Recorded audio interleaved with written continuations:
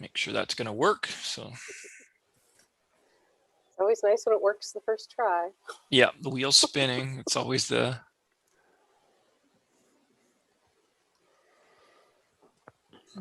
Okay, I think we are good as far as I can see.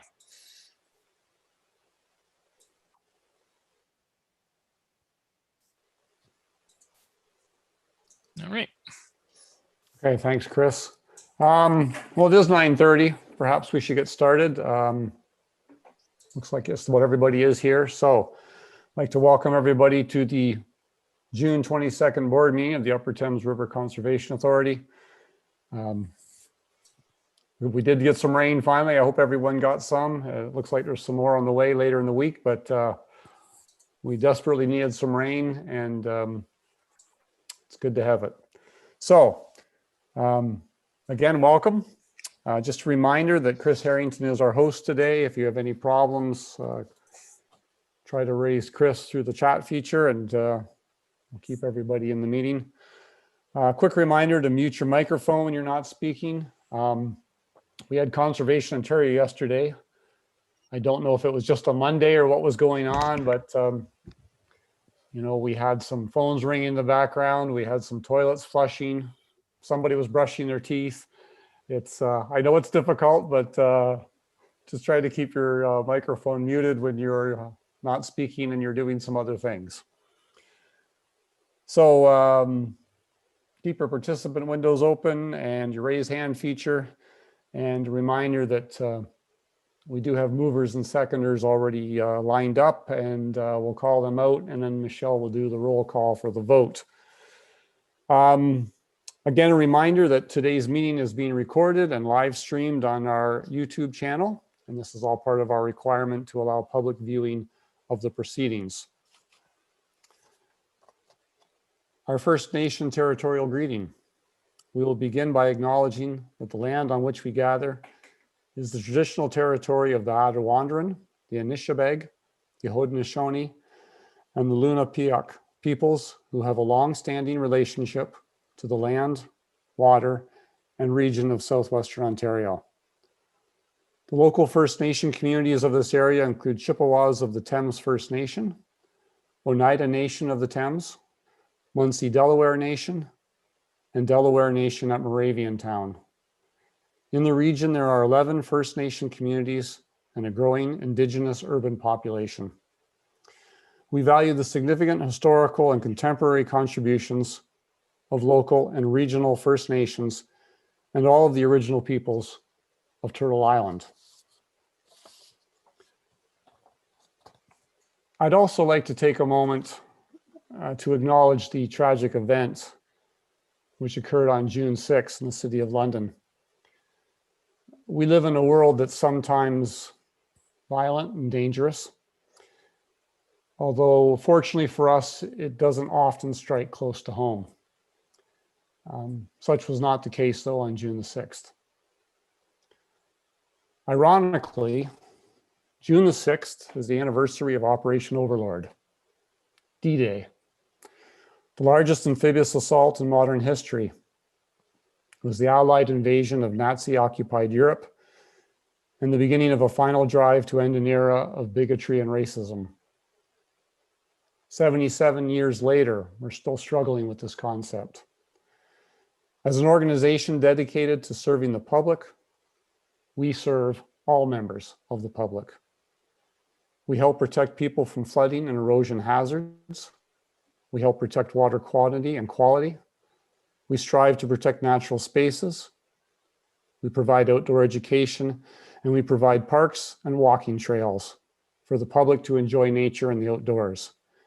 And we do this for everyone, regardless of their age, their gender, their sexual orientation, and their race, religion, creed, or culture. Our thoughts and prayers continue to go out to the family and friends of the victims, to the Muslim community, and to the London community as a whole. Let us reflect upon this event and take steps to combat terror and discrimination wherever we encounter it. Thank you. I believe there are no regrets for today's meeting. And so now I will ask Michelle to do the roll call, please. Marie Blosh, I'm here. Alan Dale, Present? Anna Hopkins, Here. Tony Jackson, Yes. Sandy Levin, Here. Margaret Lupton, Yes. Nancy Manning, Yes. Hugh McDermott, Present. Paul Mitchell, Present. Anna Marie Murray, Here. Brian Petrie, Here. Jim Reffel, Here. Joe Salter, Here. Mark Schadenberg, Here. Alex Westman. Here. All right, that's great. Thank you, everyone. First item we have is the approval of the agenda, and moved by Brian and seconded by Jim that the Board of Directors approve the agenda as posted. Brian and Jim are willing to move and second that? That's correct. I second. Okay, thank you. Any comments or questions at all on the motion? I'm not seeing any hands, so Michelle, can you do the roll, please? Marie Blosh,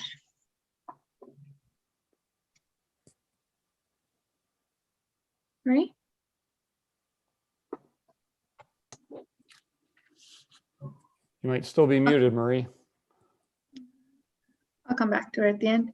Alan Dale, Yes? Anna Hopkins, Yes. Tony Jackson, Yes. Sandy Levin, Yes. Margaret Lupton, Yes.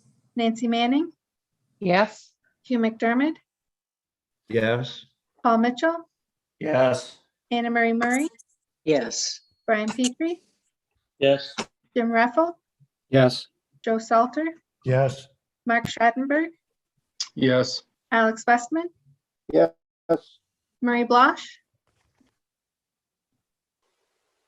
I think we've lost unmuted. Marie. She's Yeah, she looks unmuted. frozen, so I'm not Okay. sure. Yeah. Well, the motion is carried and hopefully Marie can rejoin the meeting right away. Are there any declarations of conflict of interest for today's meeting?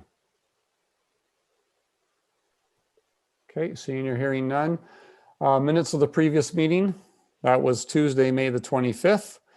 Moved by Joe and seconded by Mark, that the Upper Thames Board of Directors approve the Board of Directors minutes dated May 25th, 2021, including any closed session minutes. I heard Joe. Is that okay with you, Mark? Yes. Thank you. Any comments or questions at all on those minutes? Seeing or hearing none, then if there's no questions, I'll ask Michelle to do the roll call, please. Marie Blosh, Yes. Alan Dale, Yes. Anna Hopkins, Yes. Tony Jackson, Yes. Sandy Levin, Yes. Margaret Lupton, Yes. Nancy Manning, Yes. Hugh McDermott, Yes. Paul Mitchell, Yes. Anna Marie Murray, Yes. Brian Petrie, Yes. Jim Reffel, Yes. Joe Salter, Yes. Mark Schadenberg, Yes. Alex Westman. Yes. Okay, that's carried. Thank you. Believe there isn't any business arising from the minutes. We have no delegations today. That takes us down to item number 6, which is business for approval. And we have item number 6.1, which is the 20-year flood control capital plan. And we have Chris Tasker and David Charles here to answer any questions. First of all, can I get Alex to move the motion and Marie to second it, please? So move. Thank you. And I'll Marie? second it. Thank you, Marie. Very good. So, 20-year capital plan there for flood control. Does anyone have any questions at all for Chris and David?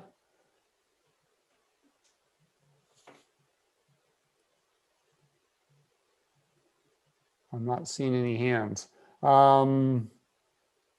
Anything you want to add to this report at all, Chris? No, I think the report it speaks to itself. It is something that we bring to the board every year, combines three things together: the 20-year capital report, capital maintenance plan, as well as our past expenditures report that was submitted to WECI and the approved WECI projects for this next year. Okay, thank you.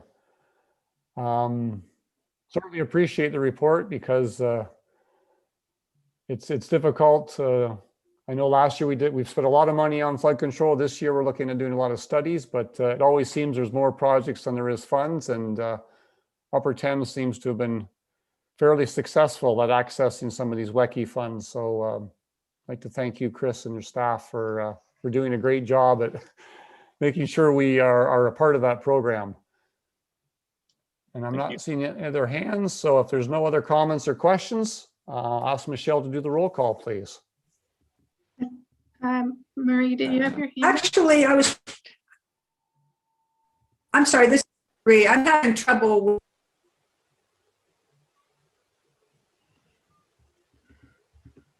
Seem to be losing Marie there. I don't know if she had a question or, yep, there we. Mark's got a question. We'll go to Mark first then. Yeah, I guess a question to both of the authors of this report. I very much like the report. In fact, there were some of them I was kind of Googling to try to figure out where exactly these dams were. The Ore Dam, for example, in the Stratford area, is it upstream from Stratford or downstream from Stratford? And of all these dams that exist, which should be the one that would be the most important one to make sure, as they say, there's never a dam break, so to speak, on any of these in the next year, let alone the next 20 years?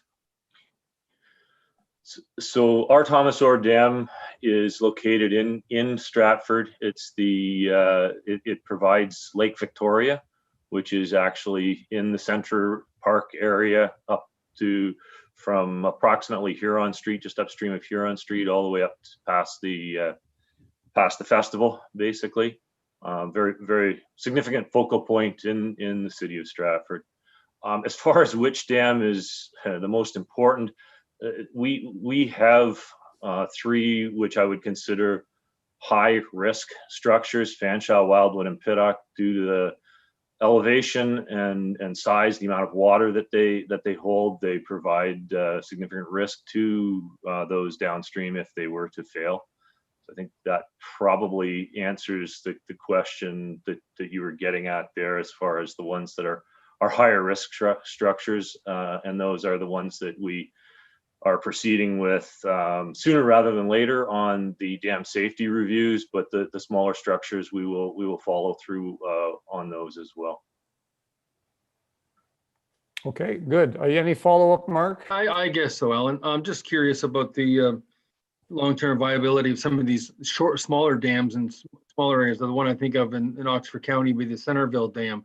Would you ever decommission it, as was done with Hodges Pond, or would that be a significant flood issue if that was sort of decommissioned? The smaller structures are generally recreational in nature. They provide a pond for various uses. Some perhaps not all that contemporary uses, but historical uses. Many of them are sedimenting up, as is the case with Centerville. Those small structures are definitely structures which we would consider for decommissioning. We have EAs underway, and two studies included in the WECI projects speak to the EAs at Embro and Harrington. We also have other structures which are being considered for future EAs, Fullerton being one of those. So yes, they're definitely things that we would consider for decommissioning. Centerville, you had mentioned, is a little unique in that we no longer own the property that structure is on. So that would be more of a municipal decision, but we would work with them, as we do still retain the responsibility for maintaining the structure. Okay, very good. Any other questions or comments?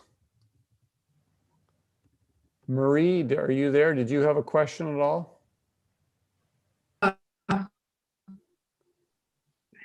Yes, I did actually. Thank you. I'm sorry for this really bad connection. I just have two questions. One was just for, and I think was asked and answered before, but if I could just get a refresher on Springbank Dam, what the status of that is. And also I was wondering about Harrington Dam, if there's been any changes on that process. Okay, I'll do the best I can with answering both of those questions, if I may. The Springbank Dam, last I had heard, the city was going for a request for proposals for design of partial decommissioning of that structure. We continue to retain budget items for that until such time as we're aware of what aspects of the dam do get decommissioned.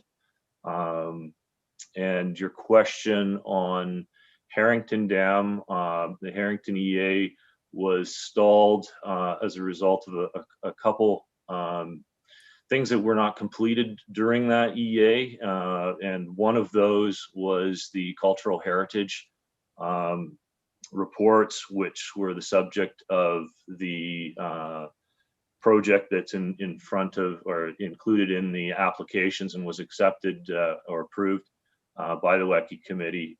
So that'll allow us to continue with the heritage assessments at both Harrington and Embro. The other aspect of Harrington was that we had committed to undertaking a master planning exercise for the broader conservation area. And that is still an outstanding commitment that we had made to the community before we would wrap that environmental assessment up. Is that okay, Marie, or any follow-up? No, that answers it. Thank you. Okay, thank you. Paul, you have a question? Yes, through you, Mr. Chair, to Chris. Schedule D of the report is the list of projects that have received WECI funding and you're going to proceed with. Were there any projects that you would have liked to done this in the coming year that haven't received WECI funding? We applied for 2 additional projects that were deemed not eligible. They were both related to upgrades of monitoring equipment at Fanshawe and Pittock, stemming from the dam safety reports that are underway on those 2 structures and the instrumentation that was installed for monitoring at those 2 structures. The WECI committee views the monitoring as an operating cost rather than a capital cost, although the nature of the equipment, I would suggest, is such that it should be considered capital, but that's something that will be considered further in future updates to the WECI guidelines, which speak to what types of projects are eligible and which types of projects are ineligible. Committee's currently undertaking a review of those guidelines. So yes, I guess the simple answer to that question is yes, there were 2 projects which we applied for and did not get funded, but that we will likely be proceeding with to the extent that we're possible under current budgets this year and or completing that in subsequent years. Thanks, Chris. Okay, you're good, Paul. Okay. Don't see any other hands at all. So if there's no other questions or comments, the motion is to approve the recommendation as presented in the report. And I'll ask Michelle to do the roll call, please. Marie Blosh, Yes. Alan Dale, Yes. Anna Hopkins, Yes. Tony Jackson, Yes. Sandy Levin, Yes. Margaret Lupton, Yes. Nancy Manning, Yes. Hugh McDermott, Yes. Paul Mitchell, Yes. Anna Marie Murray, Yes. Brian Petrie, Yes. Jim Reffel, Yes. Joe Salter, Yes. Mark Schadenberg, Yes. Alex Westman, Yes. And that motion's carried. Thank you. Next item we have is 6.2, and that's the appointment of Ben Defoe as a officer pursuant to Section 28 of the Conservation Authorities Act. Can I get Anna to move that and Tony to second it, please? Yes, I will move. And seconded here. Thank you. So Ben's not new to the authority. As you can see in the report, he's been with us for a number of years, but this is going to give him a little bit of a change in his job description. So Tracy and Jenna, I think maybe you've got a few words and you'd like to introduce Ben to us, please. Yes, I was just going to say that we're lucky to get Ben. He's out in the field between site visits today, but to able to join us because of technology allows us to do so. Anyway, I'll pass it over to Jenna to make the introduction. Sure, thanks, Tracy. Yeah, Ben is here. I think he has his camera on. If you want to give a wave, Ben. His site visits got canceled, so he was able to join us. Yeah, we're really happy to have Ben join our team. As you know, as Alan mentioned, that he's been the assistant superintendent at Fanshawe Conservation Area since 2017. Ben's got a Bachelor of Science degree in Biology and Chemistry from Wilfrid Laurier, as well as a Bachelor of Education from Western. So Ben, in addition to his education, also has his certification as a drainage superintendent. So we're very excited to have Ben join our team. He'll be taking over responsibilities for the administration and enforcement of Section 28 in Perth County, St. Mary's, and Stratford to start out with, and then looking to expand his role into Woodstock as well. So I know our other regulations officers were really excited to have Ben join them, and yeah, he started on June 7th. So welcome to Ben. Good, thank you. All right, questions and comments. Anna? Yes, thank you, Mr. Chair, and happy to move the motion. Welcome, Ben. I have a quick question through you to staff. I understand that this designation will also allow him to administer Section 28 of the CA Act as well. I'm just curious to know how many staff people that we have now that are able to do that.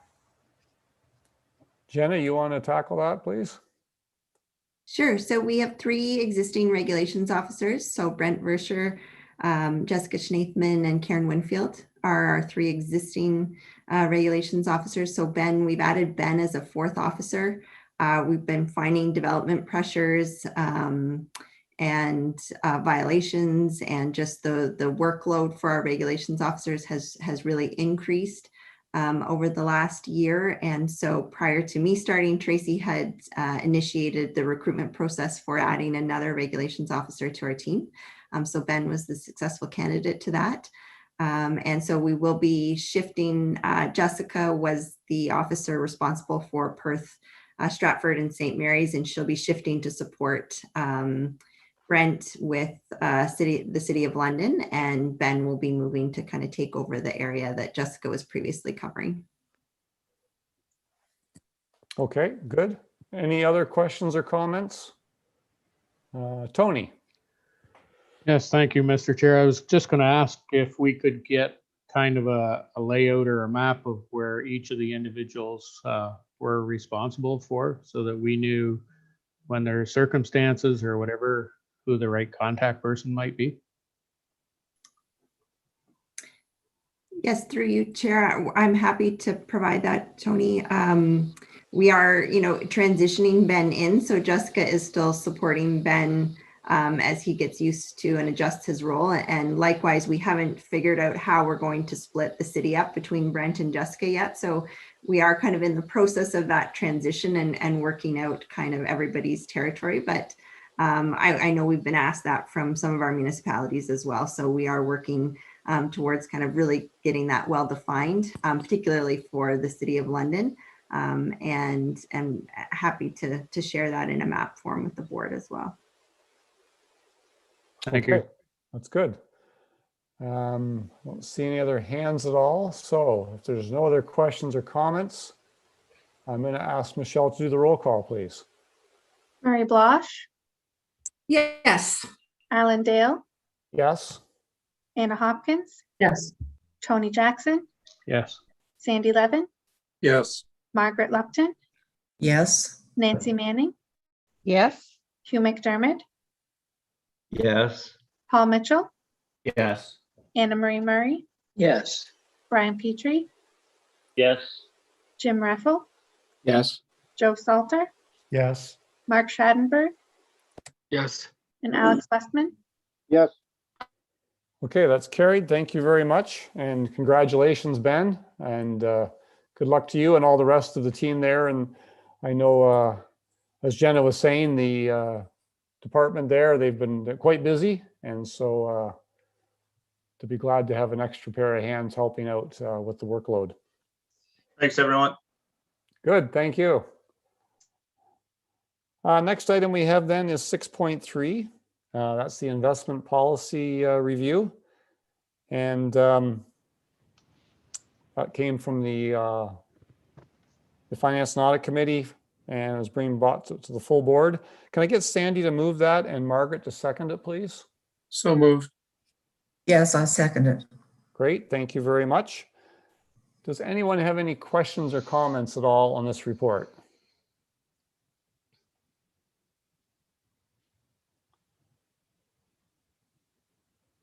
I'm not seeing any hands at all. As I said, it was reviewed by the committee and then came here to the full board.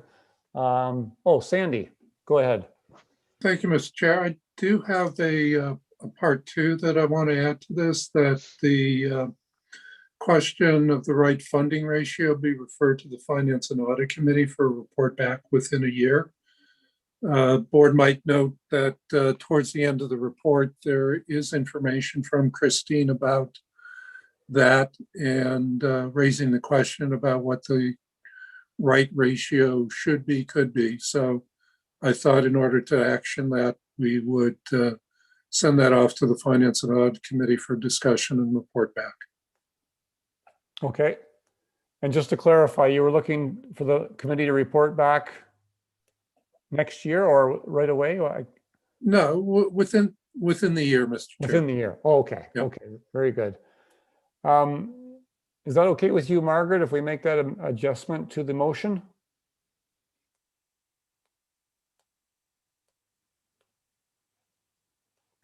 No, that's fine. Oh, okay. Good. Thank you. Yeah. That way we'll make sure that it goes back before the committee and that we're able to clarify that, and then we'll have the policy down pat. Okay. No other questions or comments? I'm not seeing any hands. So if there's no one else, I'll call for the vote. Michelle, could you do the roll, please? Actually, could I just read out the full motion Sure. with the amendment, just so we're all comfortable? So I've got that the Board of Directors approve the recommendation as presented in the report, including Part B, the question of the right funding ratios be referred to the Finance and Audit Committee for a report back within a year.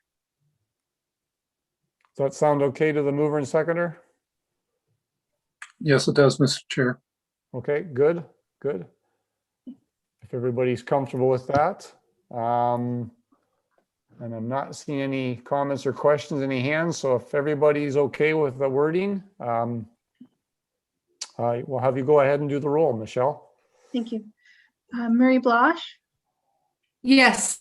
Alan Dale, Yes. Anna Hopkins, Yes. Tony Jackson, Yes. Sandy Levin, Yes. Margaret Lupton, Yes. Nancy Manning, Yes. Hugh McDermott, Yes. Paul Mitchell, Yes. Anna Marie Murray, Yes. Brian Petrie, Yes. Jim Reffel, Yes. Joe Salter, Yes. Mark Schadenberg, Yes. Alex Westman. Yes. All right, that's carried. Thank you. And thanks, Michelle, keeping that straight. Next item we have is number 7, and we have 7.1. This is business for information. 7.1 is the Section 28 status report. Can I get Nancy to move this report, please, and Hugh to second it? So moved. Whoop. So second. Good, thank you. Anyone have any questions or comments at all on this report?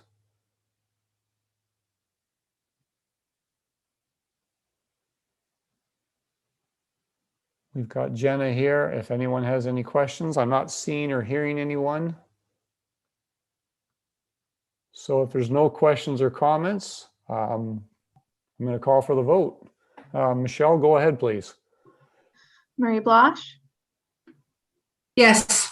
Alan Dale, Yes. Anna Hopkins, Yes. Tony Jackson, Yes. Sandy Levin, Yes. Margaret Lupton, Yes. Nancy Manning, Yes. Hugh McDermott, Yes. Paul Mitchell, Yes. Anna Marie Murray, I think we lost Anna Marie, Brian Petrie, Yes. Jim Raffle, Yes. Joe Salter, Yes. Mark Schadenberg, Yes. Alex Westman. Yes. Okay, that's carried. Thank you very much. I was going to mention later on about Anna Marie, but maybe I'll do it now. Anna Marie is planning to be part of the meeting this morning, and she has been up to this point. But she's got a lot going on today because once again, they're doing a concert at her place. This is the Stratford Symphony Orchestra. This time it won't be a live concert. They're going to do a virtual concert there, and it will be broadcast on YouTube. So it's part of the Cows and Classics concert. You've seen this happen in a number of places around the world. It sounds very interesting, but certainly Anna Marie's been pretty busy today with all that activity going on. So we'll carry on. And next item we have is 7.2. And this is the regulatory proposal consultation guide. Lots going on here with changes to the CA Act. Can I get Paul to move this? And I'd better get, maybe I can get Tony to second this, please. So moved. And seconded. Okay, thank you. So as I said, lots going on here. This is dealing with phase one of the consultation. There will be a phase two, a lot more to come here. And I'm sure most of you or all of you have heard that on Friday there was a cabinet shuffle. So to paraphrase Shakespeare, alas, poor York, the minister is no longer with us, and there is a new minister of the Ministry of Environment, Conservation and Parks, and that's David Piccini, and he's from up the Peterborough area. So Conservation Ontario has already prepared a letter to send to him, just talking about the changes that are proposed and emphasizing some highlights, and one of which is the timing. Because the way it's looking, the regulations need to be finalized before we can move on to the next phase. And it's pretty tight timeline because they want this all in place, you know, when we get into doing the inventory and then getting everything in place for 2022. So a lot happening there.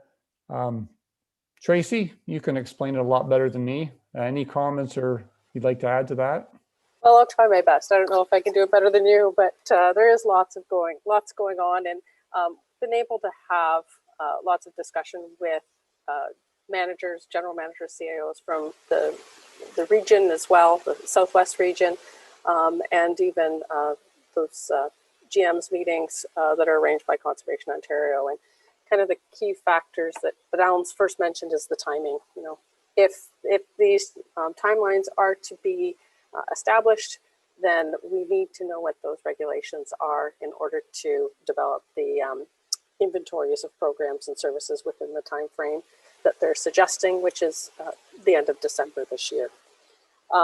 So the main focus has been to report back that any completion of phase 1 and phase 2 needs to be done as expeditiously as possible in order to meet those transition timelines. Big discussion amongst the CAs is capacity. Much of this work is added workload that had not been anticipated, yeah, that will still need to get done even initially, but then the ongoing workload and reporting back as well. So those seem to be main concerns. The other part is the core watershed management, resources management strategy. You know, I'll coin a term, I think Chris Harrington uses it a lot. It's like fog in a bag. Not really quite sure what that is to describe. The intent is to be broad and allow for flexibility. So when you read the guide, they provide a number of different examples of information that can be used to inform that watershed strategy. Anything from existing strategic plans, which I would say are a targets report, including other projects that are watershed wide or jurisdictionally wide. I think of our shared waters approach. I also think about our property management plans and how they fit in. As well, we need to be thinking more broadly in how climate change and building resiliency in our communities can fit into those things. So again, it's not necessarily a brand new plan starting from scratch. It's using existing information that can inform a guidance document. And I still believe our guidance document is our strategic plan and our targets. But adding to it, providing maybe the why we're doing what we're doing, because it's based on science-based decision-making, based on the information that we have through our report cards and reporting back and monitoring on progress. All of that is done to inform how we're incorporating a broader watershed-based resource management strategy. So certainly the other component that has been pushed back on is how some of the mandatory programs have been identified. You know, they've specifically said things like passive recreational uses and education are not part of a mandatory program. But we feel, unless, of course, with education, if it's related to natural hazards, but they've only specified natural hazards. And really, we're feeling that education and communication about any mandatory program needs to be a component as well, with passive recreational uses, allowing access to trails and parking facilities and having that infrastructure in place for community use is a mandatory activity. If that wasn't happening, the concern would be it would put people at risk. People would be trying to trespass. They could be in hazard areas or areas that are not safe. So really focusing on ensuring that our properties have the infrastructure in place to allow for safe usage in a controlled manner, rather than being in that enforcement role. We've seen through the pandemic how much our lands and our property and that these natural assets are appreciated by communities, and people are traveling between communities to visit these areas. So how you would split those out as a non-mandatory program would be very challenging between municipalities. The other part of what we were pushing back on as well is all of the work that we're doing on the ground, tree planting, wetland creation, looking at reforestation, conservation uses, cover crops. All of those things help build resilient communities. They are the actions on the ground that are allowing for reductions in flooding and erosion. So how those are best established as mandatory. Are they components under the hazard program, or are they a separate line item or identified as mandatory? But really identifying how significant that program is to many of the smaller rural municipalities. And we've heard that from a number of counterparts in the Southwest, that some of their extension work makes up 80% of the programs that they're providing. So having that as considered non-mandatory would be a huge impact. So, and then finally, the last piece of the puzzle is these community advisory boards being mandatory. And again, this goes back to, it's in the legislation now, it's just not yet proclaimed. But how do we deal with these community advisory boards? The intent, again, through hearing from some of the working group members, was to ensure that there was flexibility in how we apply community advisory boards. But we've heard from a number of CAs that oftentimes those boards aren't necessarily effective. And the big question about funding, if these are advisory boards that are mandatory and are required to meet, then who is clearly will be responsible for posting agendas and minutes, having an administrative person, Michelle, running and preparing those minutes, having that information posted online, not to mention per diems and mileage if we get back to these in-person scenarios for meetings. So all of those are questions, and some of the smaller CAs that have much smaller boards are wondering if there's a minimum requirement for 5 members, it almost becomes a shadow board of their existing board structure because they only have 5 members anyway. So lots of questions and clarifications about the need. Again, what the province was saying in some of their webinars was the intent was to allow some flexibility so that terms of reference could be developed by each conservation authority to scope what types of advice and the requirements of the advisory board at that level. So those were kind of the high level points. I see there's some hands up. I'm certainly happy to take questions. Okay, thank you, Tracy. So yes, we'll go to questions. First of all, I have Mark. Go ahead, Mark. I guess my first question through the chair to Tracy would be just further clarification. When you talk about advisory committees, are you talking about municipal advisory committees that would be literally discussing things to do with, for lack of a better term, the trails and systems and recreation and communities? Because the City of Woodstock Recreation Advisory Committee, which I've been on for almost 20 years now, we've discussed more about trails, it would seem, and connectivity of trails around Piddock and whatever than we've certainly discussed about things like outdoor soccer fields. Yes, if I can through the chair. Again, the scope and topic areas to be discussed are completely open to what the board's needs are for these advisory committees. Some of the GTA CAs use advisory committees quite frequently already when they have a very scoped subject area, such as updating a sub-watershed plan, for example. Sometimes they're looking at their own lands and undertaking master plans for a certain property or an area where they would engage an advisory board. I know some municipalities currently have like agricultural advisory boards. Is that something that the CA sees as needed? So again, it kind of comes back to what project or area that the board feels they need to engage the public on. My second question is unrelated to that first one. I know at our last meeting, Brian Petrie of Ingersoll discussed the fact that in Woodstock, I think we have, in Oxford County, we have, I believe, 7 municipal, between cities, towns, and townships.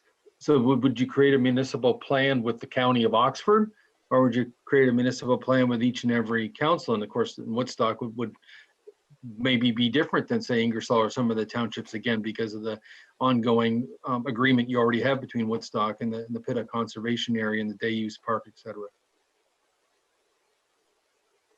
Yes, if I can through the chair. I think the intent would be more jurisdictionally based rather than separate advisory boards for each municipality.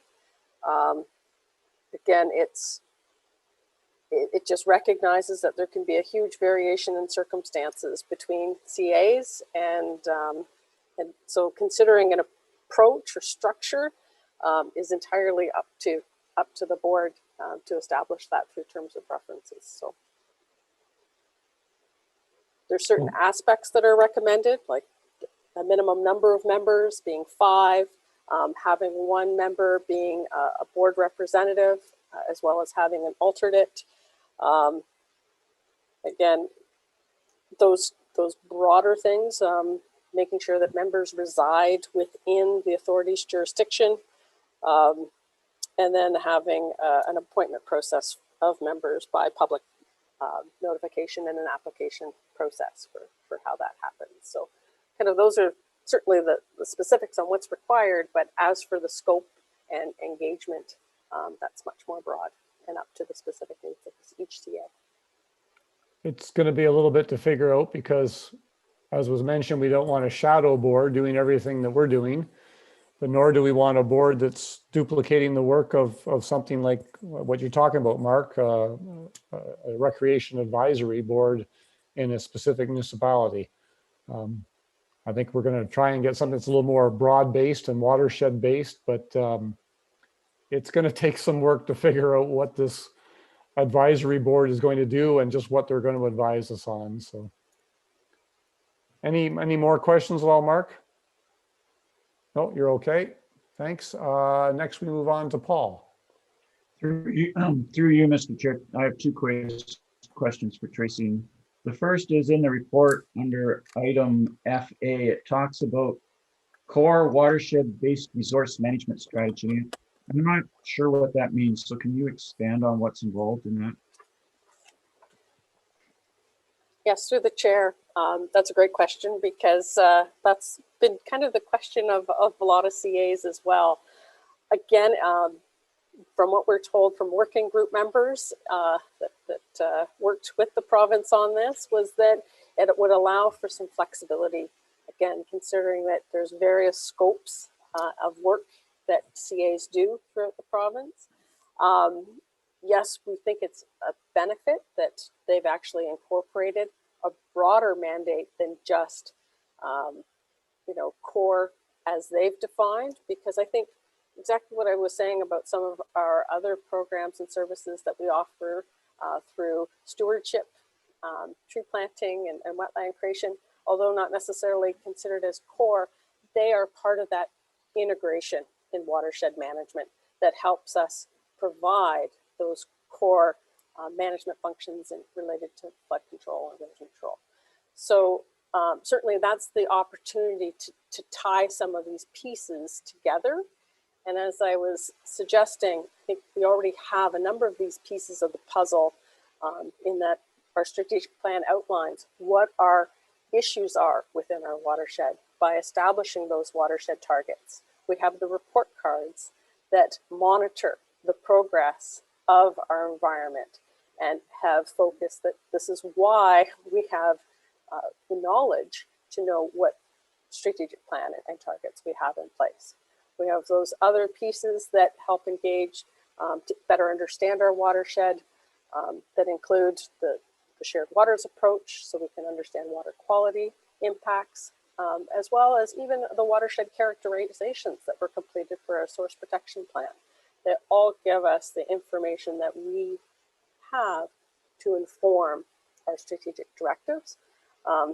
There's certainly some comments around the managers that have been around for a while that the term that's being used for these core watershed-based resource management strategies is quite old. They wish that they were using terms like integrated watershed management instead. But that's basically the intent, is being able to pull those pieces of the puzzle together. And as I said, I think a big part of it will be reframing and some of the work that we're doing around newer initiatives like climate change and those programs and services that we're providing to our municipalities on that watershed basis that allow for the protection of life and property and building climate resilient communities. Okay, thanks for that, Tracy. My second question is sort of a follow-up question to what I asked last meeting, and you didn't know at that time, but under the agreements, regulations from municipal agreements, it talks about participating municipalities. Do we have any more information whether the participating municipality would be the County of Oxford, or it would have to be each of the lower tier municipalities? Yes, if I can through the chair. The discussion that's been evolving since that time has been that it should be with the upper tiers. And that was a comment from one of the webinars that the ministry hosted. And they were responding to a question at that time. And their they had indicated that the intent would be, in that case, it would be through the regional level of government. So again, the question was very specific to the regional levels. So we're still trying to tweak out more information, and I must say, I kind of want to see it in writing before we confirm the approach moving forward. But that's what's been indicated at this time. Okay, and as you say, the sooner you find that out, it's really important, because it will be important to your game plan to how you move forward on all these agreements, whether you have to make one agreement with the Oxford County or 7 agreements with the municipality. So thank you for the information. Yep, thanks for the questions. Good, thank you. Next we have Sandy. Thank you, Mr. Chair. I want to build on that point that Mark and Paul have raised then, is through you to Tracy, because there's a requirement in this package about consultation with municipalities on the inventory of which is mandatory and which is non-mandatory. So is your understanding that the consultation is also with the upper tier, or is it with each of the municipalities within Oxford County, as an example? Yes, if I can, through the chair. The understanding was that the agreements would be through the regional levels. However, there's not been a lot of information provided about what consultation entails. And that's been the question back, to say, what is envisioned for consultation? Is it just to make them aware? Is there, requirements for certain meetings? And so there's been a request for more clarity on what the expectations are with consultation, because we might have different views on what consultation entails. Yeah, my thinking is that the municipal reps on our board might want to go back to their councils and upper tier municipality and push this matter to the ministry as well, because not just coming from us, I think if it's coming from our member municipalities, it'll be important. My other point, Mr. Chair, was on the community advisory board piece, and like the comments that have been made, I'm really not sure how this is going to work well, and it may be too late for the municipalities to comment on the EBR, but it might be something individuals on the board might want to do. Again, the ministry has talked about mandatory and non-mandatory. This would obviously be mandatory and would add costs to the levy. It would probably add work to elected members, because at least one member of the community advisory board has to be a board member, and in future there'll be more elected board members based on already passed regulations. In our watershed, I think to get to a wider representation, it's going to certainly be more than 5 members on that community advisory board. I also found it a little interesting that the requirement is that no more than 15% of the CAB can be members of the board, but if it's at the minimum 5 members and one has to be a member of the board, that's actually 20%, not 15%. Our board would have to approve the terms of reference. And that raises the question. The discussion paper says there are a couple of mandatory pieces that must be in the terms of reference for the community advisory board to work on. So if it's narrow, that becomes an interesting question of how, whether or not the community advisory board is merely a token or it's something that provides meaningful input. That's unclear. A lot of that's going to depend on who's on that advisory board, how often the board meets, whether it meets once a year or monthly. And again, that has an impact on the costs. So I suggest it's probably helpful if the province would revise this part of the proposed regulation and either I don't know where this is going to come from, whether the municipalities or individuals, but that a CA may establish a community advisory board, or that it shall establish it, but only if a majority of the municipalities represented by the overall board agree to establish one. Otherwise, I mean, having been on a lot of advisory committees, you can get pretty frustrated on an advisory committee because you don't have any power at all. The board has the power. So I'm puzzled by this move by the province. Thank you, Mr. Chair. Well, thank you, Sandy. And yeah, certainly a lot of those points have been raised by, we had a call, some of the board chairs were involved with the new CO chair, Andy Mitchell. A few people expressed that opinion. It sounds like it's a GTA solution, GTA problem, because some of the CAs up there, they have large populations and they have advisory committees for numerous things. But you look at some of the smaller CAs where you have a large geographic area and a very small board, and you're suddenly going to come up with an advisory board. And you really wonder how it's going to work and if it's going to be meaningful.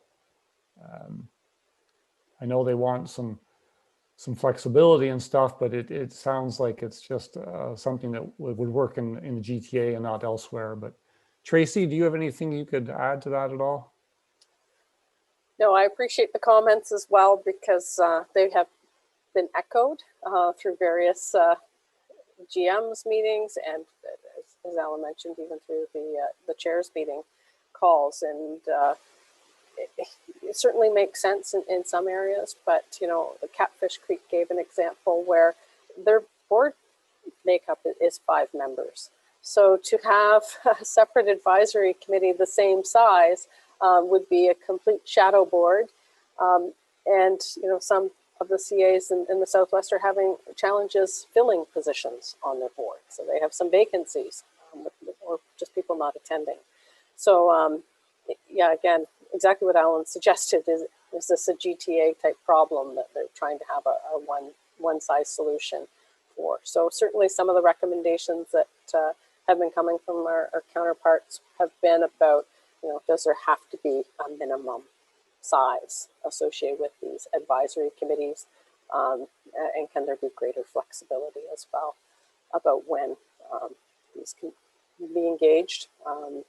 So again, lots of questions about this one, and we're hoping for some revisions to be able to allow even more flexibility in how these are engaging and allowing for meaningful discussion. Because I totally agree with Sandy's comments. It can be a very frustrating experience if it's only for a token to say that, yes, we provided this opportunity. So I appreciate that. Yeah, and we'll keep working away at it, and we'll have to wait and see with the new minister if there's any changes at all, or if it's just going to continue on with the existing changes that they've put forth. So lots to see what happens. Next we have Joe. We'll go to Joe now. Yes, through you, Mr. Chair. In the report, there's comments about recreational areas that on lands are specifically not, that have free services that aren't mandatory. So that means areas like in this area, Ellis Swamp, Shakespeare Pond, Gads Hill Swamp, Harrington. That means those areas will not be open to the public for activities like hunting or cross-country skiing or picnicking or hunting or fishing. They'll be just closed to all public use. If I can, through the chair, it's not necessarily saying that they will be closed, but it means that because they're not considered mandatory, they have to be incorporated into an agreement with the municipality to fund the ongoing use of those lands. And so that becomes a challenge when we know, for example, even recreation areas like Ellis. There are people from Stratford that go outside of Stratford to go and enjoy that property. So it's not always the users residing in the municipality that are using those properties. And that's what we've tried to make a point back to the province by saying, yeah, like tying that back to an individual municipality to maintain and provide that service, when really, when you're talking about hiking and passive uses like that, it is for a broader use and for broader public use. And as well, we went on to say about the challenges with if they did have to close because a municipality said, yeah, no, that's not something we're going to fund. We have no funding mechanism to maintain it.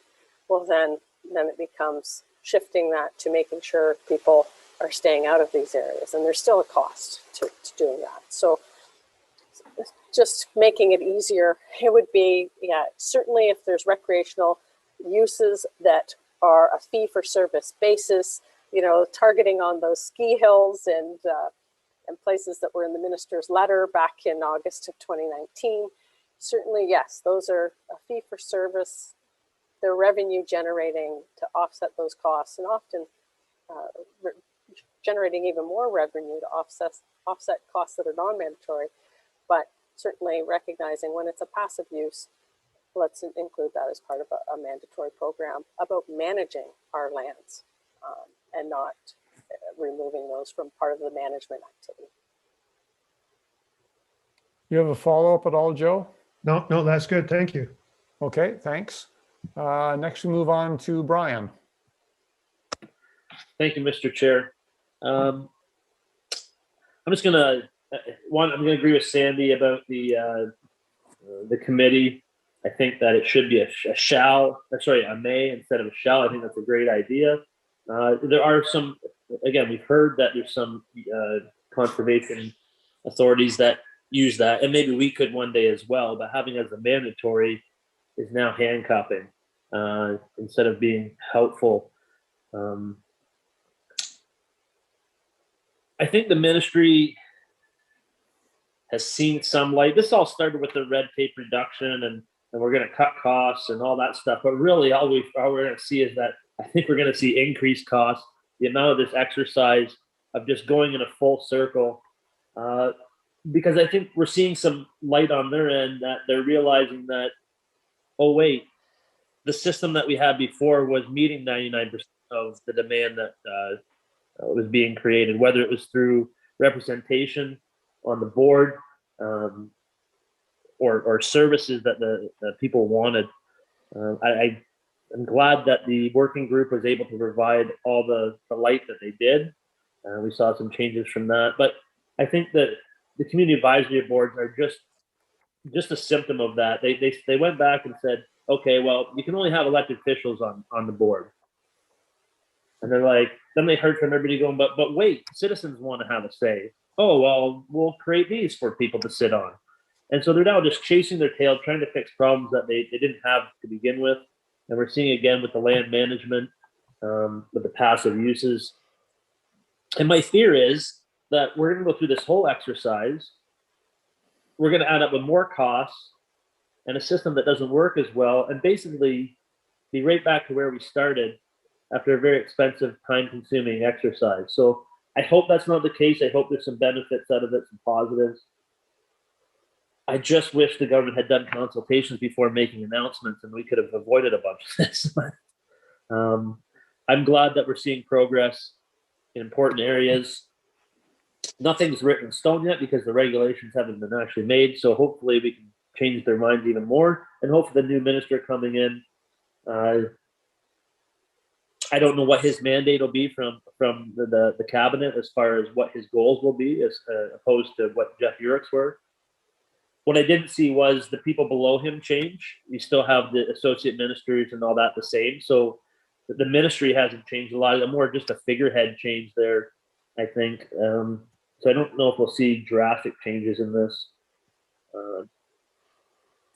But hopefully we have a good person to deal with who's open to and hasn't received a mandate that's too hard line. But lots of things to think about still. And I thank staff for doing that, and the Conservation Ontario for, we got to keep at them and make them understand the situation where it is. And they're seeing that it's a complicated, integrated system. And hopefully they can come to terms with that and change the legislation to recognize that. And that's all. Okay, thanks, Brian. Next we have Anna. Thank you, Mr. Chair, and thank you, Tracy, for the report.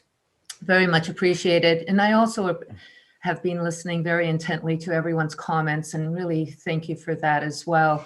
I think it's fair to say that it would be helpful if we get the regulations that are needed to get these timelines in place by January the 1st, 2023. So that to me is the biggest question that I have. I do have a quick question for you, Mr. Chair.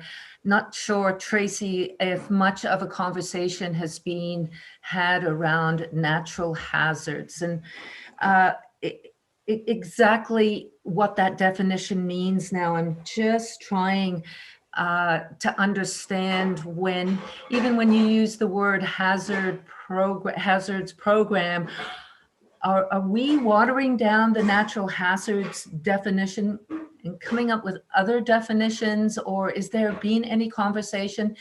Because just from my point of view, understanding what we're talking about when it comes to natural hazards is becoming a little confusing.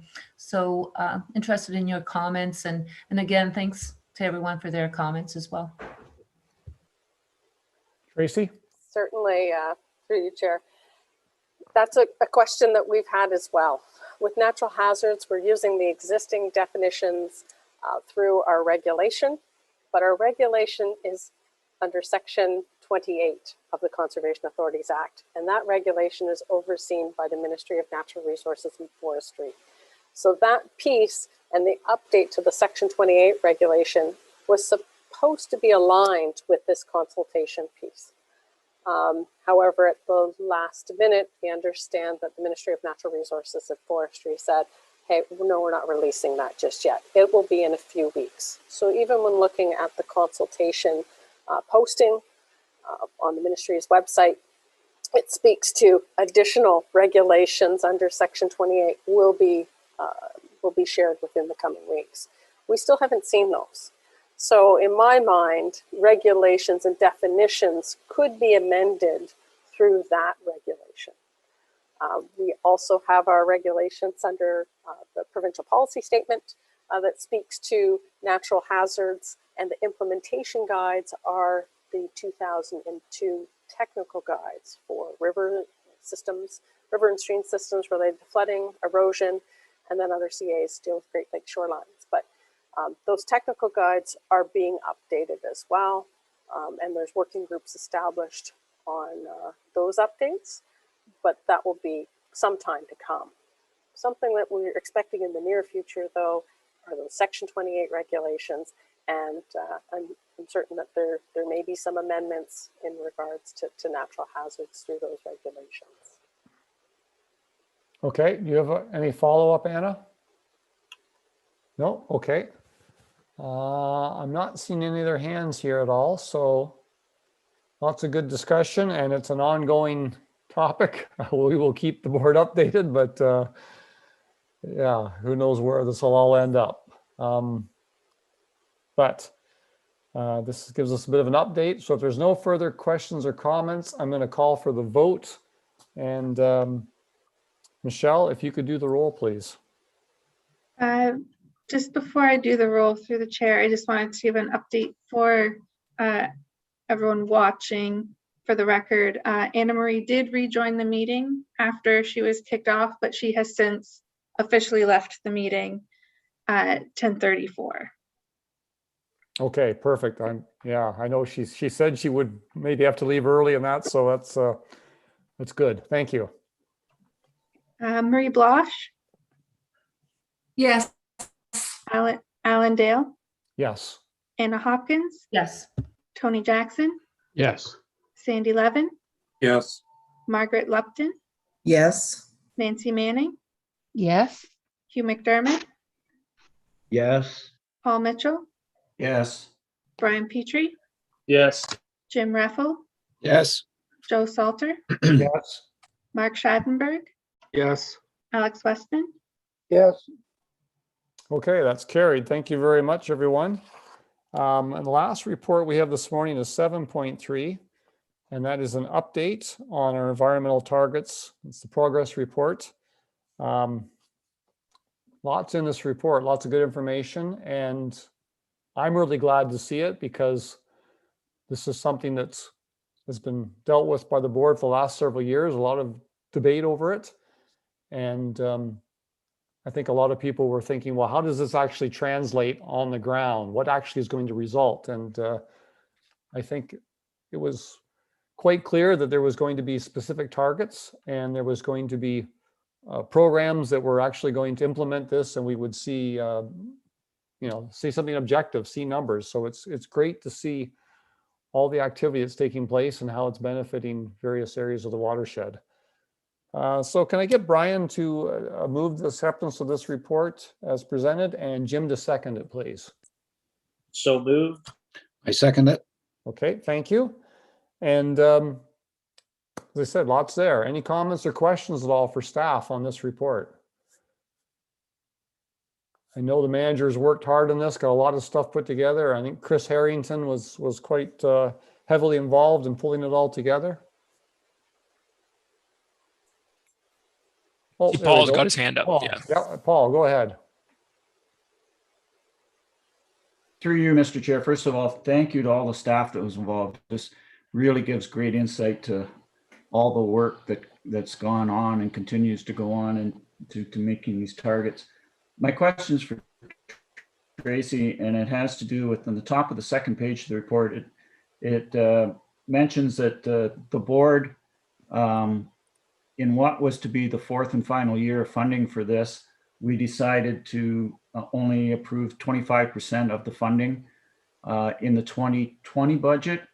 And I don't believe there was any of those funds included in the 2021 budget. So is it the intention of staff to include the missing 75% of the final years of funding in the 2022 budget? Or what is the plan for that money that when this project was started was allocated for it, but we have not spent to this point? Through the chair, Tracy? great question, because we are just initiating our budget consultations even later this week with the City of London, actually tomorrow. The City of London is having their meeting with all the boards and commissions. Again, we recognize our municipalities are dealing with COVID too, and getting some early insight from our member municipalities, I think, will certainly guide and shape how we put together the budget this year. Recognizing those challenges, recognizing we're also in the middle of this transition year with identifying our programs and services as mandatory and non-mandatory. So I don't have an answer for you yet. I think we're also doing an update to our budget to present back to the board at the August meeting. So we'll know where we sit with projects so far, and even revenues from our other sources that we used. As you could see by the report, there's a great number of other agencies and partners that we have to leverage those funds. So more to come, but certainly we're cognizant of the different issues that are before us right now. And the reason I asked the question is that I know it was my intention when I voted to delay the 75% of the funding, that it was a delay in the funding and not a total elimination of that.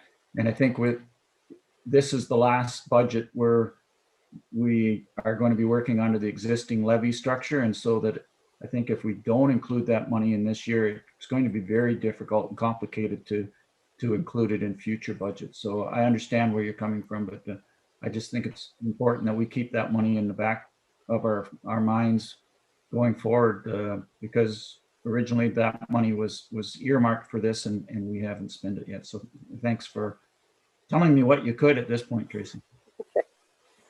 Okay, thanks. Next we go to Mark.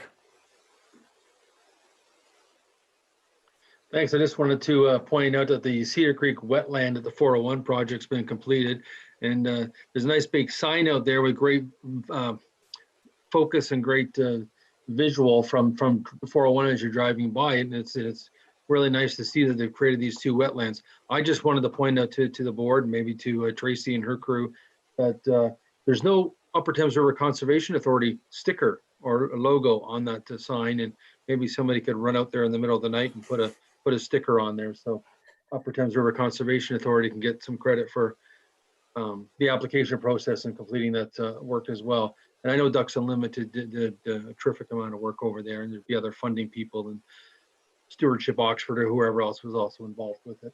The other thing I wanted to point out, Cedar Creek Golf Course is noted in there. Holes 1 through 7 are still owned by Gulf North, not City of Woodstock yet. So not sure if that project's going to begin in the second half of 2021 or not, but I'll maybe send an email out to everybody when the City of Woodstock actually takes possession of holes 1 through 7. Holes 8 and 9 have always been owned by the City of Woodstock, including the clubhouse right there by the Quality Inn and whatnot. It has always been owned by the City of Woodstock. Thanks. That's good. Thanks for the update there, Mark. Because yeah, that's now that the golf course is no longer in operation, that's a piece of property that certainly in floodplain, but it'd be great to have public access in through there and allow people to enjoy it. So Tracy, do you have anything you want to add at all? Or? I was just going to suggest if Brad Glassman had anything else to add to that. And from what I hear, Mark is willing to volunteer to go out in the night to apply stickers to both billboards. Brad? It's a great project, and yeah, we a lot of partners involved, but unfortunately, I don't know why we're certainly Ducks Unlimited has their logo on there. They were heavily involved in the project. So, Marie, you have a question or a comment? Yes, thank you. Just a comment initially, I think this is a fantastic report. And one of the concerns with the targets was to make sure there were measurables. And I think that's just come through in spades. So I just wanted to comment on what a fantastic report this is, but also just a question, is it to, or how will this be shared with the municipalities? Because I think it's important to let them know how the target funding, is what it's accomplishing. Okay, Tracy? Actually, if I could ask Chris Harrington to respond to that, because how we shared in previous years, there's been times where we've taken this initial report and then we've prettied it up a little bit and then passed it along to municipalities. But Chris, can you provide some insight there? Yeah, we didn't do that last year or this year. Now I know items will make their way into budget presentations that would come from this, or we would kind of develop up a fact sheet that would go along with it. But I didn't travel around with Ian last year and do that. I just don't know if that kind of stuff wasn't happening in the same way last year it was in the past. So it may need a bit of a rethink on how you get this kind of stuff out if we're not capitalizing on those opportunities. Now, there are other little things, like lots of these projects have components in them that would be taken out to the municipality. So there's work underway, for example, to take the natural heritage cover work out and present it to the municipalities, which is kind of one of the items that are worked on in here and one of the measurables. So there's bits and pieces, and I'm sure there's others that others could chime in on that I'm not as familiar with that go out there, but putting a bow around it and saying, hey, here's all the stuff we did for targets may need some thinking as to kind of how we would take that out, because we kind of have it all here in this report. So maybe there's something to consider with the budget or something like that. So, but sorry, not a definitive answer. Yep, that's good. Thanks. Any follow-up, Marie? No, it's just, it's a lot to digest, but yeah, tying it in with the budget somehow or however it goes back. I just want to make sure it gets out there. Yep, no, quite right. It's, people want to know where the money was being spent and we need to communicate that. Right. Yep. And just adding one last thing, sorry through you, Mr. Chair, we're in a report card year, so they're in the process of being developed. So that's another kind of one of those measurable pieces. And we introduced the notion of targets in the last round of the watershed report cards. And the hope is we can do more of that. So that, again, that's still down the road. That wouldn't be till early 2022. But in kind of this notion of conceptually how we would report on the targets, there's a couple of them, just the water quality and forest cover one that are really directly related to the report cards that we'll have. We'll shop those out more so in the new year. So again, not exactly something that is this year, but something that we work towards. Okay. And if good. I can add to that through the chair, certainly the last couple budget presentations, the last couple of years, we've been working very much with our communications department under Teresa's leadership and providing a what have we done for you lately fact sheet with that budget presentation. And it's really focused on each municipality. So things that are happening, in Cedar Creek and Woodstock, those get pulled out and included in those budget fact sheets as highlights of the progress made in the municipalities. So certainly that's a different method of communicating the targets progress to date too. Good, good. Thank you. Brian. There we go. Through you, Mr. Chair. Obviously not right now, but is it possible to go over a very high level and just put a mark beside each program saying whether in the new, from what we know right now, whether it would be mandatory or unmandatory? I think it would give the board an idea of what we're going to be facing as far as challenges going ahead in getting the funding needed to continue these projects and our environmental targets and what the strain is on them. Because I agree with Paul that that was all meant to be a delayed funding and we need the full funding to be able to do all the projects. But then we have this other hurdle that we have to face with the new legislation about what's mandatory, what's unmandatory, even though they all benefit the watershed. Is that possible just to have that at a later date, even if it's informally?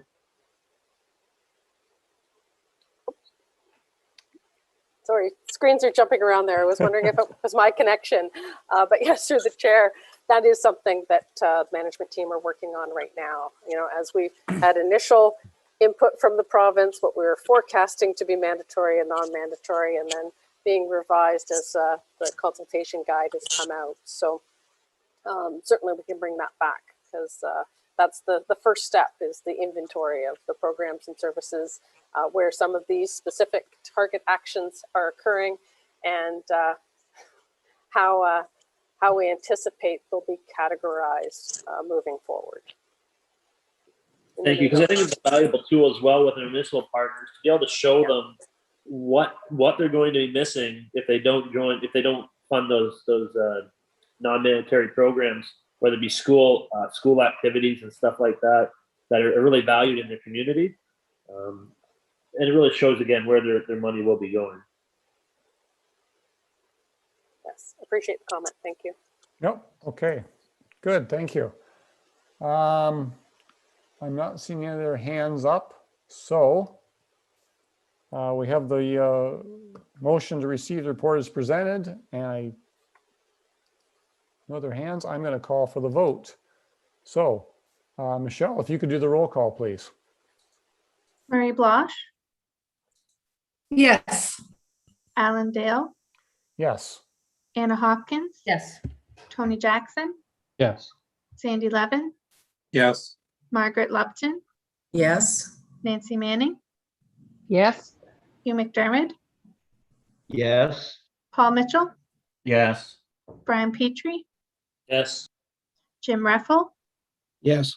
Joe Salter, Yes. Mark Schadenberg, Yes. Alex Westman. Yes. And that's carried. Thank you. So that takes us down to item number 8, and that's the FYI report. And again, lots of activities are going on out there in the watershed. It's a busy time of year, and we got a beautiful blue indigo bunting there. So good to see, and have a read through that. Anything you want to add to that at all, Tracy? Sure. I was just going to mention, yeah, lots of pollinator gardens going in.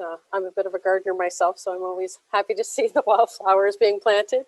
I was a little confused by the first photo, though, when I saw snow on the ground. But we're relating back to those programs we were offering through the winter months. Yeah, right in the front page there. I'd also bring up that, thanks for the suggestion early on. Our last month, we put FYI about gypsy moth. Since that time, we've been getting a number of inquiries about gypsy moth. It's such a bad year this year. Certainly just wanted to bring it up to the members as well, that John Enright can answer questions at a later date. If you have questions today, Brad might be able to assist. But know that that's a big issue in the community right now. So. Yeah, unfortunately, it is a bad year for them, and lots of interest in what's going on with the gypsy moth and some other insects. Okay, item number 9. Then we've got some other business. If I can, I see Hugh has his physical hand raised. Oh, sorry, Hugh, go ahead. Unfortunately, I don't have one of those icons for the hand going up. I just wondered, the Mornington School, is that the school that's in Perth East? Who can answer that I one think for us? Teresa might be able to answer that.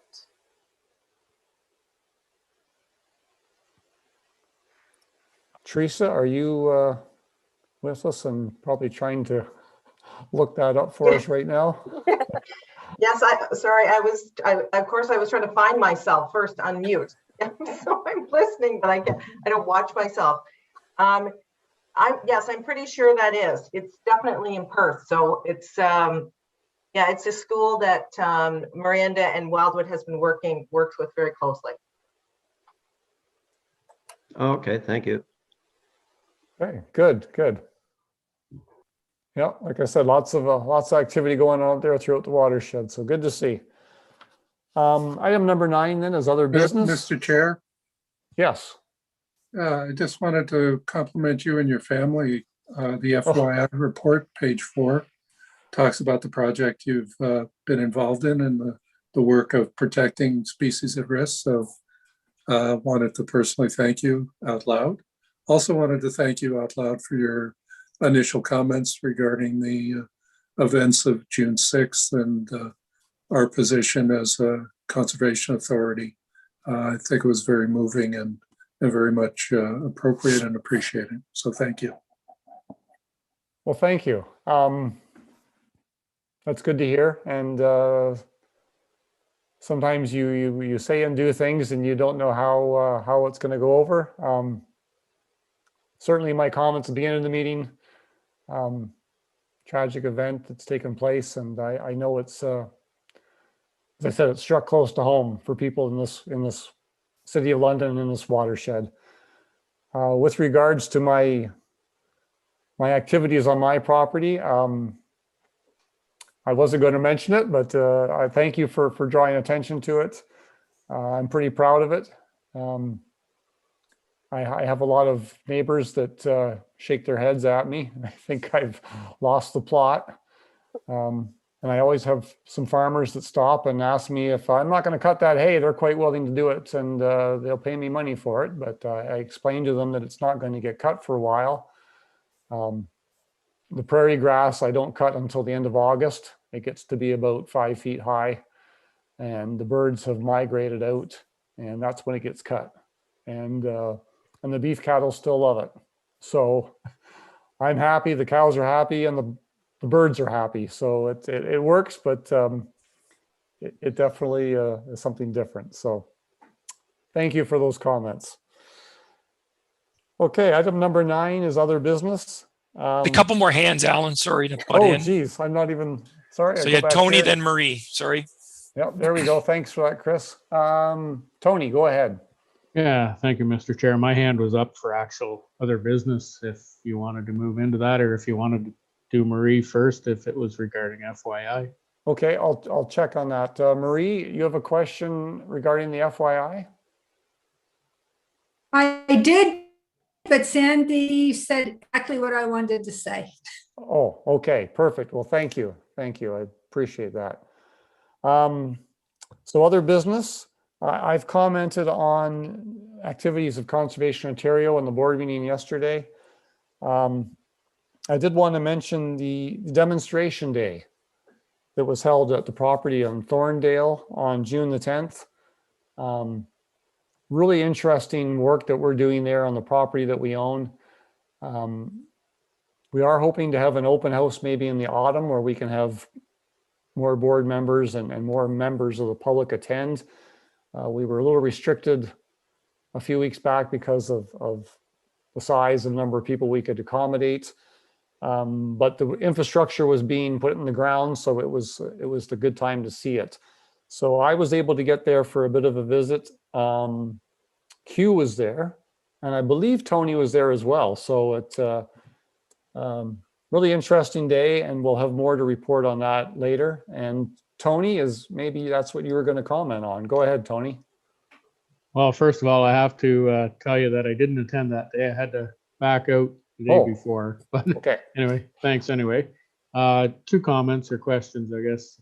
I keep receiving comments about the status of giant hogweed along our tributaries and that. And I guess the comments that I've been accused of is that we haven't taken giant hogweed very seriously along the Avon and Thames River watersheds. And so I guess, do we need to look at that with a more focused approach and strategy, as it is a pretty serious concern? I've witnessed it myself, and certainly there's an overabundance, to say the least. So that was my first question, I guess, as to whether we need a different strategy to deal with it. I know that private landowners try to deal with it, and if they don't deal with it, they're encouraged to deal with it through the noxious weed and programs. So anyway, that's my first thing. The second thing that I wanted to bring up, I see we received a letter from the Ministry of Environment, Conservation and Parks regarding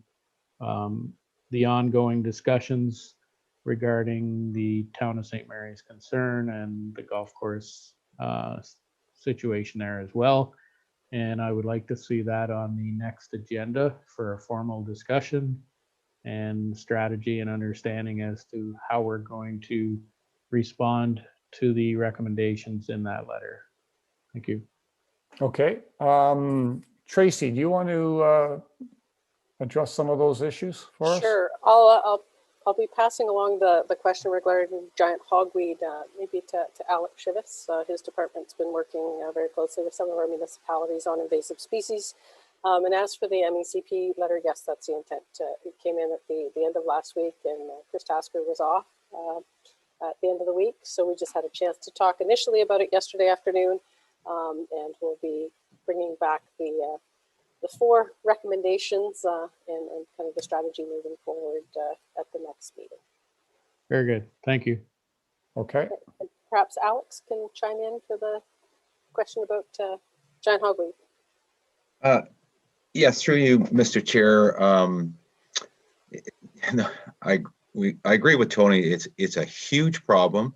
We try to take care of some of the hogweed that's on our property, but as you know, it doesn't select what properties it's going to land on, and it is huge, right from northern part of the watershed right down into Fanshawe as we speak right now. And we do try to deal with as much as we can, but it's bigger than us.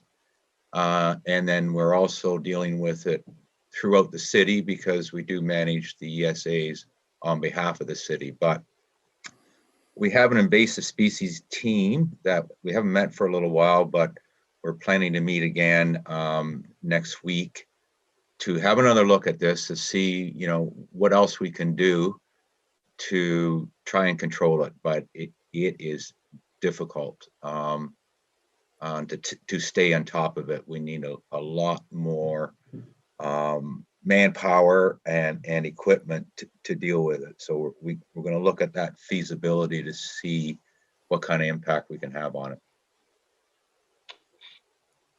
Okay. Thank you, Mr. Chair. I guess I was wondering, if there is an opportunity to engage the province, and maybe through the invasive species program provincially or other, maybe we can get some additional resources in to assist the conservation authority to deal with it. It's like Alex says, it's the best word to say is out of control. And I think we need to take it seriously. There's a lot of people out there that don't know and understand the concerns around giant hogweed. I just pointed it out to a group that were picnicking along and walking along the Thames River recently, and they had no idea. And I don't know how that's possible, but they literally had no idea what they were walking through. And it has me quite concerned. Thanks. Yep. Okay. And thanks, Alex. We'll look forward to any ideas and solutions that you and your team can come up with there. That's good. Okay. Alex, you got a question or a comment? Yes, Mr. Chair, and through you, regarding the giant hogweed, I just actually received a message from a St. Mary's resident about spotting giant hogweed along the River Road. I guess it's northeast of the Cade Trails there. So, and I've seen them there in years past, and I haven't been out there recently. But yeah, they're all up and down the river there, and there are a lot of areas where people will go down to the river's edge and fish and picnic and what have you. So it's something that the municipality basically says, well, we don't really, if it's not really our area, and then it's out there. And I don't know what the strategy is like within our own municipality of Lucan, but if we find it, we deal with it.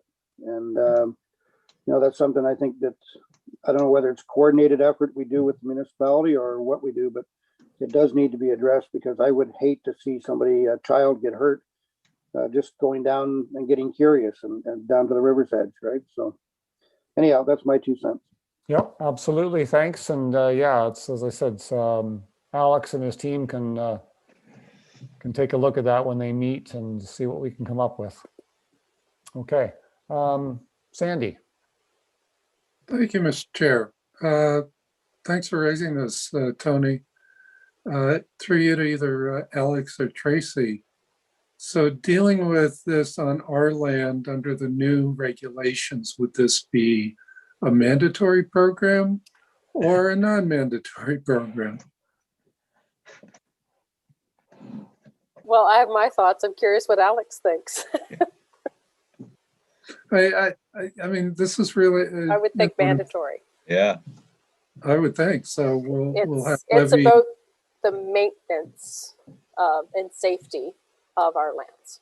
Right. So I think, building on Tony's comments, some of our discussions with our municipalities over defining what is and isn't mandatory is going to be the level of potential costs, because to eliminate it on our lands might be an expensive proposition, but if that's, a mandatory program, it's a mandatory program.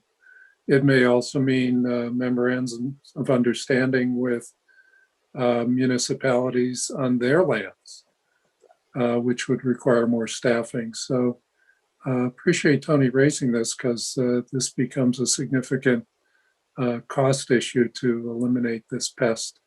Thank you. And it is an interesting point, because what do you do about emerging issues? A few years ago, we wouldn't even known what giant hogweed was. And you think in the future, a year or two from now, some other problem might develop, and we're going to have to define it and decide, is it mandatory, non-mandatory? It makes for some interesting discussion, but we'll have to work our way through that process. So Tracy, do you have some items you'd like to bring to our attention under other business? Well, certainly had some thoughts prior to the cabinet shuffle, so not sure where that lands some of the updates, but certainly just wanted to point out a few announcements from last week. On last Wednesday morning, some of our CA partners in the Kettle Creek watershed and the Lower Thames were demonstrating their wetland conservation partner programs where they had received funding. Again, that program was announced in December of 2020, but the Minister UTRCA was on the ground at these sites, one being right at the Kettle Creek Conservation Authority's head office lands on Highbury there, to demonstrate their partnership with Ducks Unlimited. The focus of that program, again, was the first year being dedicated to ducks type projects, with years 2 to 5 with additional partners, including conservation organizations, to fund wetland creation and restoration projects in the Great Lakes watersheds and inland waterways. So, and can also include new innovative stormwater management measures as well with some of our municipalities. So anyway, the one thing that I thought was interesting at the time was Minister UTRCA actually quoted that wetlands keep our water safe, and they make our communities more climate change resilient by helping to prevent floods. And that struck me because I don't think I'd ever heard Minister UTRCA making those connections in the past. Now we have a new minister, so we'll see where that goes from there. Also wanted to point to the announcement from the Lake Simcoe Region Conservation Authority. The provincial government had transferred lands to the town of Georgina that were in the town of Georgina that had been slated for development, an old plan of subdivision called Maple Lake Estates, and those lands were transferred to the Conservation Authority. I believe there was 360 hectares of land, so a sizable contribution to the Greenbelt and in the Lake Simcoe watershed. Again, the interesting thing to note on that announcement was MZO related lands were going to be transferred to increasing the Greenbelt. So the question to some of us RCAs down in our area is saying, well, we're not in the Greenbelt. What if we have an MZO in our areas? Where do those lands get transferred? So more clarity requested from that, but just making you aware of a few of the announcements going on related to conservation authorities right now.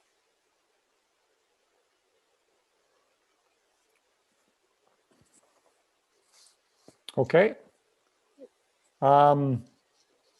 That brings us down to item number 10 then, which is closed session. So we have a few matters to discuss in closed session. And sorry, if we can add one more announcement to that before we go into closed session. oh, sure. Go ahead, Tracy. I just wanted to inform the board that Chris Harrington has announced that after almost 25 years with the Upper Thames, he's accepted a full-time teaching position with Fanshawe College. We're certainly going to miss Chris around here. Chris and I started at the same time back in '97, but I'm sure Chris has a few words that he'd like to share as well. Chris, go ahead. Thanks, Tracy. I thought we were going to dodge that when you were moving on to the next one. Damn. So, yeah, thanks for that.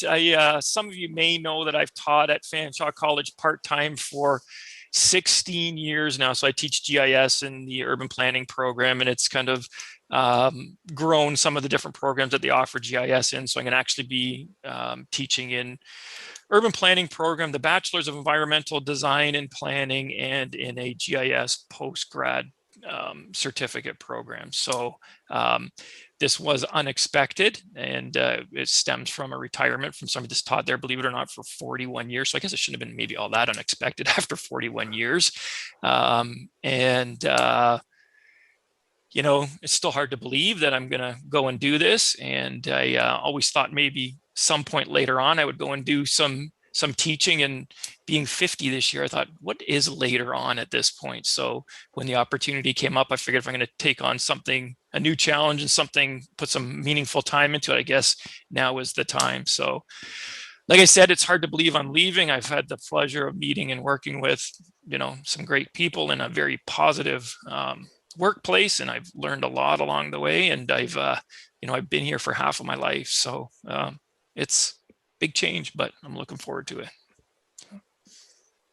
Well, thank you, Chris, and congratulations. Sounds like it's a great opportunity for you. You've been doing this for a number of years, but suddenly you have a chance to do even more of it and move into it full time. So that's wonderful. But we're certainly going to miss you at the Upper Thames. We've got a real dedicated group of senior managers who have been with us for a long time, and you're certainly one of them. And I guess we're starting that a bit of an era now. We've a few retirements, and we're sad to see you go. But congratulations on your new appointment, and all the best. Thank you. And Alex Shivas doesn't know, but over the next couple months, as I'm winding down, we're going to train him to host these meetings next time around. So I'm sure it'll run like clockwork. Very good. Very good. All right. Well, now, next item we have is item number 10, which is closed session. And we've got a few issues to discuss there. So can I have a motion from Joe and seconded by Mark that we go into closed session in camera? So Joe? moved. So moved. Okay, thanks. I'll second it. Thanks, Mark. There's no comments or questions on the motion. Michelle, can you do the roll, please? Murray Blosh,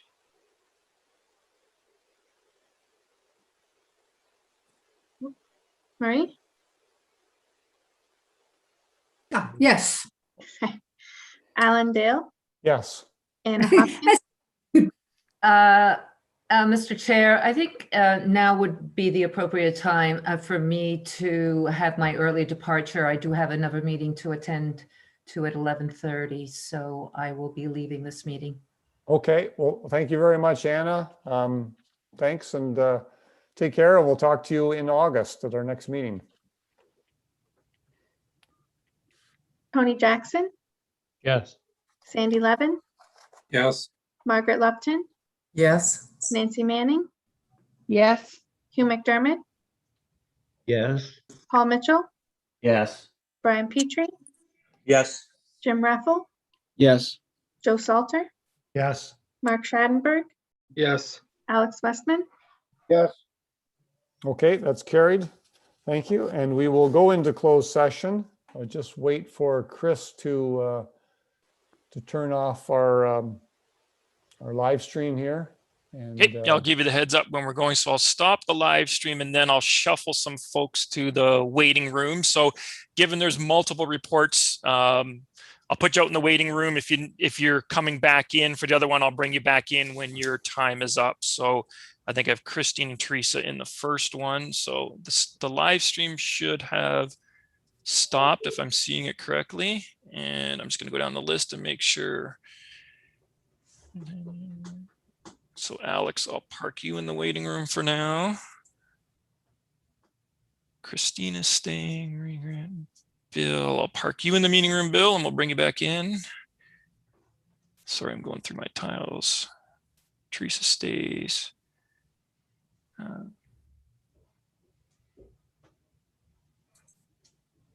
Okay. Oh, sorry, Brad's there too. I'm going to kick you out for now, Brad. All right. Am I missing any on the tiles? Does anybody see anybody that shouldn't? So. Okay, Hugh, you've got your hand up.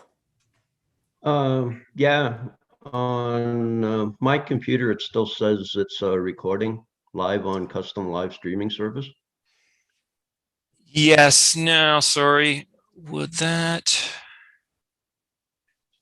I did do the stop, and there's kind of two stages to it. So do we need to go back to the live stream at all? Because if I kill it on the YouTube end, then I can't read that. And just to, for the record, I'd like to report that for item 10.1, the recommendation was approved. And for items 10.2 and 10.3, the updates were received by the board. So that's it for the meeting today. There is no schedule meeting in July. So I hope everyone enjoys the month of July. We'll look forward to seeing you all in August. I hopefully continue to get some good weather and some more timely rains, and look forward to enjoying the summertime. Just a reminder that the Finance and Audit Committee will be meeting right after this. It's now 12:15, I'd suggest that maybe the Finance and Audit Committee take a 10-minute break and we can reconvene by 12:30 at the latest. And I don't hope our meeting's not too long, but we'll start that meeting right after this. So with that, motion to adjourn, please. Hugh, can I get you to adjourn the meeting, please? Yes, adjourned. Good. Thank you very much, everyone. I appreciate it. Take care, and we'll talk to you soon. Enjoy your summer. Thanks, everyone. Thanks. Summer.